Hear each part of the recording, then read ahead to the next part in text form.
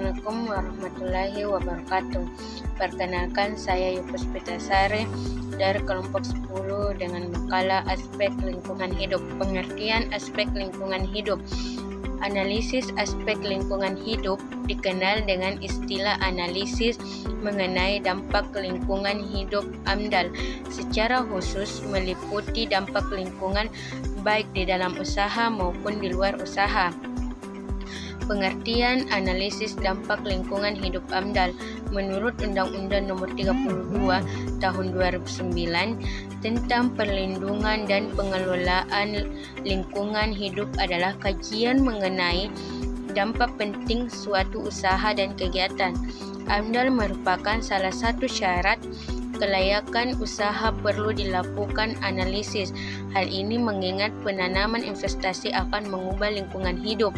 Adapun komponen lingkungan hidup yang harus dipertahankan dan dijaga serta dilestarikan fungsinya adalah sumber daya manusia, kualitas udara, keanekaragaman hayati, warisan alam dan budaya, kenyamanan lingkungan hidup, nilai-nilai budaya yang berorientasi dengan lingkungan hidup, hutan lindung, hutan konservasi, dan cagar biosfer. Tujuan dan kegunaan AMDAL.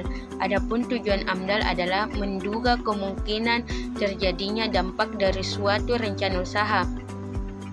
Untuk itu, penyusunan AMDAL harus didasarkan pedoman penyusunan studi AMDAL terutama yang menimbulkan dampak besar dan penting terhadap lingkungan hidup, antara lain mengidentifikasi semua rencana usaha, mengidentifikasi komponen-komponen lingkungan hidup, mengevaluasi rencana usaha, merumuskan rencana usaha. Perkenalkan, nama saya Filianti dengan NIM 90500120126. Di sini saya sebagai pemateri kedua, saya akan melanjutkan materi pertama. Baik, langsung saja. Manfaat AMDAL. Analisis mengenai dampak lingkungan bermanfaat untuk menjamin suatu usaha atau kegiatan pembangunan dapat beroperasi secara berkelanjutan tanpa merusak dan mengorbankan lingkungan, atau dengan kata lain, usaha atau kegiatan tersebut layak dari aspek lingkungan hidup. Dengan AMDAL, suatu rencana usaha dan kegiatan pembangunan diharapkan dapat meminimkan kemungkinan dampak negatif terhadap lingkungan. Kemudian, rona lingkungan hidup. Adapun beberapa hal yang perlu diperhatikan dalam rona lingkungan hidup, antara lain, yang pertama, yaitu wilayah studi rencana usaha. Perlu mendapatkan perhatian terhadap komponen-komponen lingkungan hidup yang berpotensi terkena dampak penting usaha dan memiliki arti baik ekonomi maupun ekologis. Kemudian yang kedua, yaitu kondisi kualitatif dan kuantitatif dari berbagai sumber daya alam yang ada di wilayah studi rencana usaha, baik yang sudah dan yang akan dimanfaatkan maupun yang masih dalam bentuk potensi penyajian sumber daya alam. Kemudian berikut ini ada beberapa contoh komponen lingkungan hidup yang dapat dijadikan pedoman. Yang pertama, fisik kimia, yaitu ada iklim, kualitas usaha, kebisingan, fisiografi, hidrologi, hidrosegnografi, ruang lahan dan tanah. Kemudian biologi, ada flora dan fauna. Kemudian yang ketiga ada sosial, di mana demografi, ekonomi, budaya, dan kesehatan masyarakat. Kemudian perkiraan AMDAL. Yang pertama, telahan terhadap dampak besar dan penting. Ada evaluasi dampak yang bersifat holistis, telahan secara totalitas terhadap beragam besar dan penting lingkungan hidup. Kemudian penelahan secara holistis atas berbagai komponen lingkungan hidup yang diperkirakan mengalami perubahan yang mendasar. Kemudian perakiraan AMDAL. Yang pertama, telaan terhadap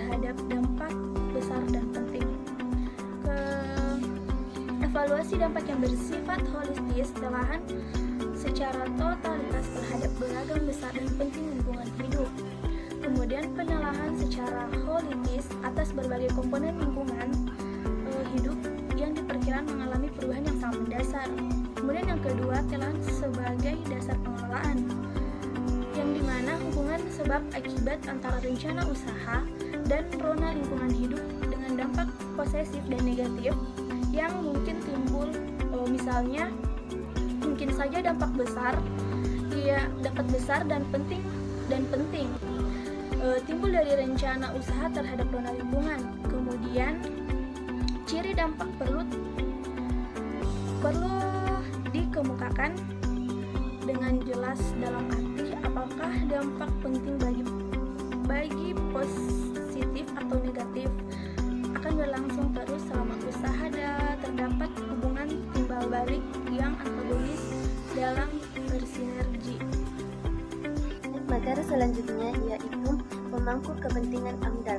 Adapun peran masing-masing pemangku kepentingan AMDAL antara lain sebagai berikut. 1.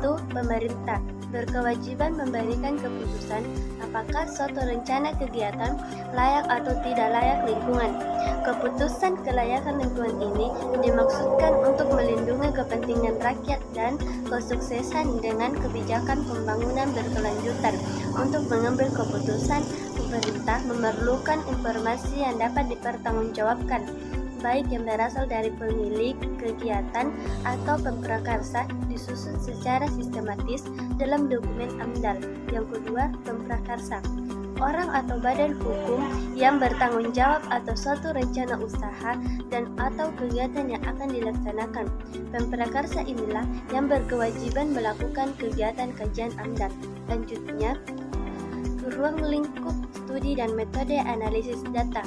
Yang pertama, ruang lingkup studi meliputi kondisi rona lingkungan yang terkena dampak lingkungan, terutama komponen langsung yang terkena dampak yang ditimbulkannya, jenis-jenis kegiatan yang ada di sekitar rencana lokasi, beserta dampak yang ditimbulkannya terhadap lingkungan hidup.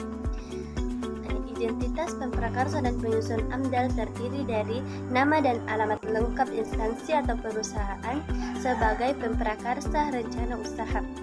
Penyusun AMDAL terdiri dari nama dan alamat lengkap lembaga atau perusahaan disertai dengan kualitas dan rujukannya. Yang kedua, metode pengumpulan dan analisis data. Jenis data yang dikumpulkan adalah data primer maupun sekunder, harus bersifat sahih dan dapat dipercaya, yang diperoleh melalui metode atau alat yang bersifat sahih. Selanjutnya, penilaian AMDAL. Adapun langkah-langkah yang dilakukan dalam penilaian AMDAL yaitu proses penapisan atau screening wajib AMDAL, proses pengumuman, proses pelingkupan atau sorting, dan penyusunan dan penelitian AMDAL. Mungkin sekian materi dari kami, kurang dan lebihnya mohon dimaafkan. Wabillahi taufiq wal hidayah. Wassalamualaikum warahmatullahi wabarakatuh.